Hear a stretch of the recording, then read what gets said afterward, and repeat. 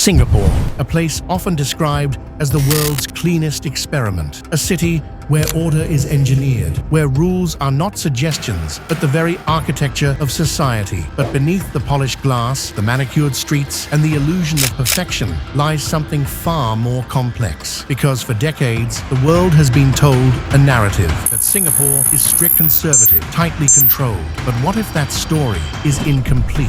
What if one of the world's most disciplined nations quietly allows things that are illegal in America, restricted in Europe, and absolutely unthinkable across Asia? Tonight, we step into the other Singapore, the one hidden behind the quiet efficiency, the one most people never see and many refuse to believe exists. This is the truth behind 10 things that are shockingly legal in Singapore and are completely illegal, not acceptable in rest of the world. Welcome to Singapore.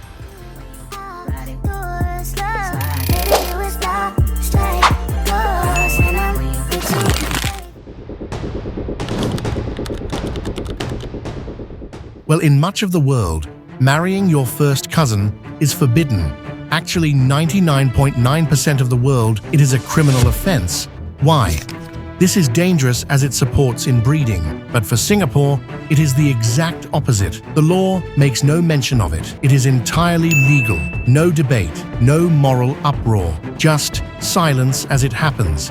And this too have happened in Japan, where it is legal too. And an example is Naoto Kan, the 94th Prime Minister of Japan, who married Nobuko Kan in 1970. She was his first cousin, a reminder that the country's legal system often diverges from cultural expectations quietly and without explanation. This as well sets Singapore apart. In many countries, sex work lives in the shadows. It is heavily criminalized, denied, or chased out of sight. But in Singapore, it is not only legal, it is regulated and accepted to happen. Because if one needs it, why deny them? Anyways, all this happens in a place called Geylang, which is the country's open secret, an entire district where brothels operate with government licenses, where sex workers undergo routine checkups, where the chaos that plagues red light districts around the world is replaced with clinical structure. Not freedom, not moral acceptance, but containment. In 2024, a scenario of a massive crackdown happened and swept through the illegal operators of this vice, shutting down hundreds of unlicensed venues. But guess what? The legal ones remained untouched, because in Singapore's eyes, the issue is not vice, it is control. And that is how it happens to be a normal thing, a legal thing that happens in Singapore, but seen it being illegal in the rest of the world, where sex work is strictly prohibited and against it.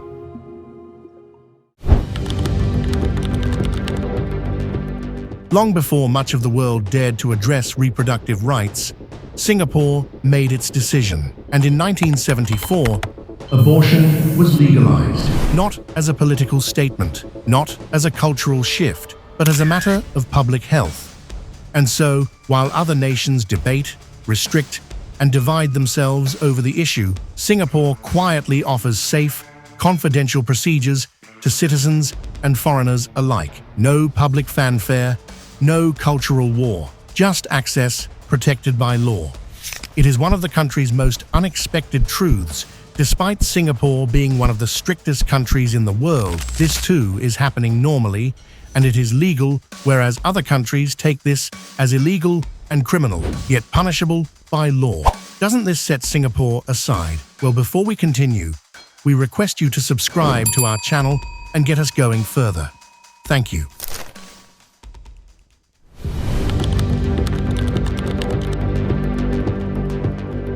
For decades, a colonial relic cast a shadow over Singapore, and that is Section 377A, a law that criminalized sex between men. It wasn't always enforced, but it didn't have to be. The threat was enough. Then, in 2023, after years of debate and resistance, the law was repealed. For many, it was a moment of liberation. For others, a quiet acknowledgement that the country could no longer carry the weight of a moral legacy it did not choose. A turning point in a place often accused of never changing, a place which is seen to work past the other countries in the world.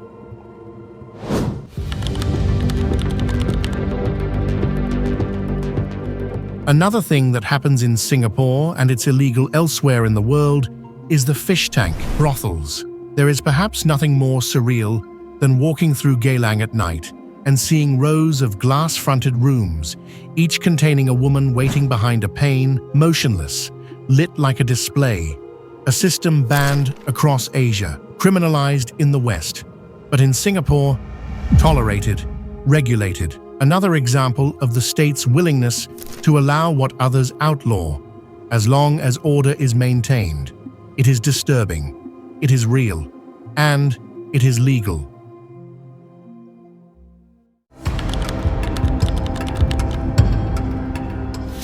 Singapore's tolerance ends the moment coercion begins. Where consensual adult sex work is permitted, trafficking is pursued with absolute ferocity. In 2025, a single trafficking case shook the nation, a man who manipulated and forced a woman into prostitution overseas. The legal system did not treat him like a criminal. It treated him like a predator. The message was clear. Adults may choose their path, but no one may choose it for them.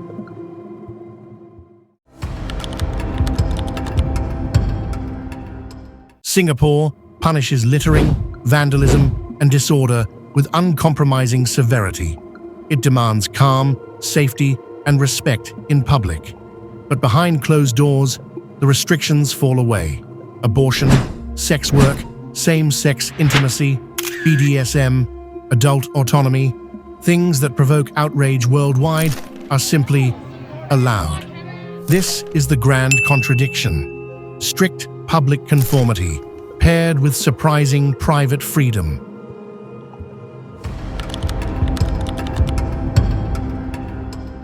While many Asian countries suppress or criminalize adult content entirely, Singapore takes a different route.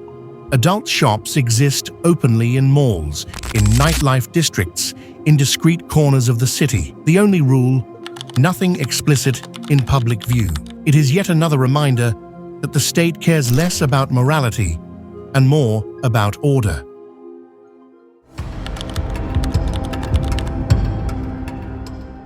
In countries like the UK and Australia, consensual BDSM has been prosecuted under assault laws. But in Singapore, the line is drawn differently. If it is private, if it is consensual, if no serious harm occurs, the law does not intervene. Communities gather quietly, carefully, but legally in a nation known for its discipline. The irony is unmistakable. Once associated with gangs and criminality, tattoos in Singapore have become art, celebrated, regulated, normalized. Tattoo studios operate legally across the country, a far cry from places like Japan, where tattooing was restricted to medical professionals until recently. Another evolution, another quiet shift. Singapore is not the place the world thinks it is. It is not a city of absolute restriction, nor is it a hidden libertarian paradise. It is something far more deliberate. A nation that bans chewing gum but legalizes sex work, that punishes disorder but protects reproductive rights, that enforces discipline but repeals discriminatory laws. A country where the public world is shaped by rules, but the private world is defined by freedom. But once you peel back the surface, the contradictions make sense. Singapore is not controlled, it is curated. And in the next chapter, we'll uncover the opposite side, the things Singapore bans that the rest of the world considers perfectly normal. That story may be even stranger. Thank you for loving Crack Central. Like, share, and subscribe.